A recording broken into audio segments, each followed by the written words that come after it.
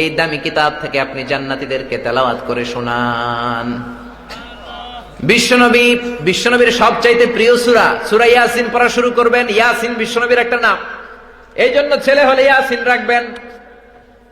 তহা নামে আল্লাহ কোরআনে একটা সূরা নাজিল করেছেন, তহাটাও বিশ্বনবীর নাম। জোরে কোন ঠিক কিনা? তহা মা আনজালনা আলাইকাল কুরআনা লিতাশকা ইল্লা তাযকিরাতান লিমান ইয়াখশা তানজিলাম মিম্মান খালাকাল আরদা ওয়াস সামাওয়াতিল উলা। পড়েন আল্লাহু আকবার। ইয়াসিন তহা বিশ্বনবীর নাম, মুদ্দাসির মুজাম্মিল বিশ্বনবীর নাম। যেরকম ঠিক কিনা? এজন্য ছেলে হলে মুদ্দাসির রাখেন, ছেলে হলে মুজাম্মিল রাখেন, তহা রাখেন, ইয়াসিন রাখেন। বিশ্বনবীর আচরণের মতো তার আচরণগুলো করে দিবে কে? মুদ্দাসির মানে চাদরওয়ালা। বিশ্বনবী ওহী নাজিল হওয়ার পরে ওনার জ্বর উঠে গেল, কাঁপতে শুরু করলেন, চাদর একটা গায়ে দিলেন। আল্লাহ রসিকতা করে বিশ্বনবীকে ও মুহাম্মদ বলে ডাক দেন নাই, বললেন ও চাদরওয়ালা। ইয়া আইয়ুহাল মুদ্দাসসির কুম ফাআনজির ওয়া রাব্বাকা ফাকাব্বির। ও চাদরওয়ালা দাঁড়িয়ে যাও, মুমিন বসে থাকতে পারে না। জ্বর হোক ঠান্ডা হোক, মুমিনের মিশন থেমে থাকে না, দাওয়াতি কাজ তোমার চলবেই। এই না মাত্র সূরা আলাকের 5টা আয়াত নাজিল করলাম, পুরো 30 পারা এখনো বাকি রয়ে গেছে। জোরে কোন ঠিক কিনা? এই কথা শুনে বিশ্বনবীর আবার 103 ডিগ্রি 4 ডিগ্রি জ্বর চলে আসলো, কাঁপুনি ছুটে গেল। বিশ্বনবী বললেন জাম্মিলুনি জাম্মিলুনি, ও আমার কলিজার টুকরা খাদিজা, আমারে কম্বল চাপা দাও।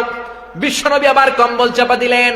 আল্লাহ আবার রসিকতা করে বিশ্বনবীর ও মুহাম্মদ বলে ডাক দেন নাই, তিনি ডাক দিলেন ইয়া আইয়ুহাল মুজাম্মিলু কুমিল লাইলা ইল্লা কালিলা।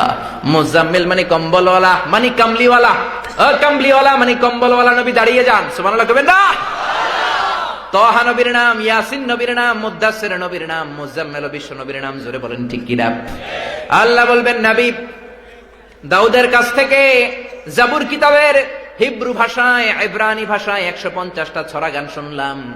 এবার আপনার মন চায় যেখান থেকে কোরআনের একটা সূরা পড়েন। বিশ্বনবী পড়বেন ইয়াসিন ওয়াল কুরআনিল হাকীম ইন্নাকা লামিনাল মুরসালিন আলা সিরাতিম মুস্তাকিম। আল্লাহু আকবার। বিশ্বনবী ইয়াসিন পড়বেন, ওয়াল কুরআনিল হাকীম। সূরা ইয়াসিন শুনে সব জান্নাতীরা পাগলের মতো বিশ্বনবীর কণ্ঠের তেলাওয়াত শুনে, মন্ত্রমুগ্ধ কণ্ঠ শুনে, জাদু মাখা মায়া মাখা দরদ মাখা কণ্ঠে তেলাওয়াত শুনে জান্নাতীরা পাগলের মতো হয়ে যাবে। বিশ্বনবী যখন 7 মুবিন ইয়াসিন শেষ করবেন, আল্লাহ বলবেন হাসবুক, ও নবী যথেষ্ট। বিশ্বনবী সাদাকাল্লাহুল আযীম বলে বসে যাবেন। এক জান্নাতি মাঝখান থেকে হাত তুলবে, মা খাতবুক, তোর কি কথা? জান্নাতি বলবে আল্লাহ দাউদ আলাইহিস সালামের উপর নাজিল করা তেলাওয়াত শুনলাম, যেই জাবুর কিতাব দাউদ আলাইহিস সালাম আকাবা উপসাগরের পাশে বসে ওনার দরদ মাখা কণ্ঠে যখন জাবুর কিতাব তেলাওয়াত করত, সাগরের মাছগুলো সাগর রেখে দিয়ে ওনার তেলাওয়াত শোনার জন্য ডাঙ্গায় চলে আসতো।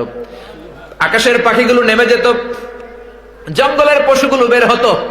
ওই 150টা সূরার আবৃত্তি আজকের জান্নাতের কনফারেন্সকে সুন্দর করেছে, আমরা খুশি হলাম।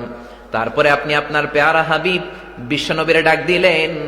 বিশ্বনবীও তার কণ্ঠে চমৎকার সূরা ইয়াসিন, যেই সূরা শুনে হাজার হাজার মানুষ কালিমা পড়েছে, ওই সূরা ইয়াসিন বিশ্বনবী শোনালেন।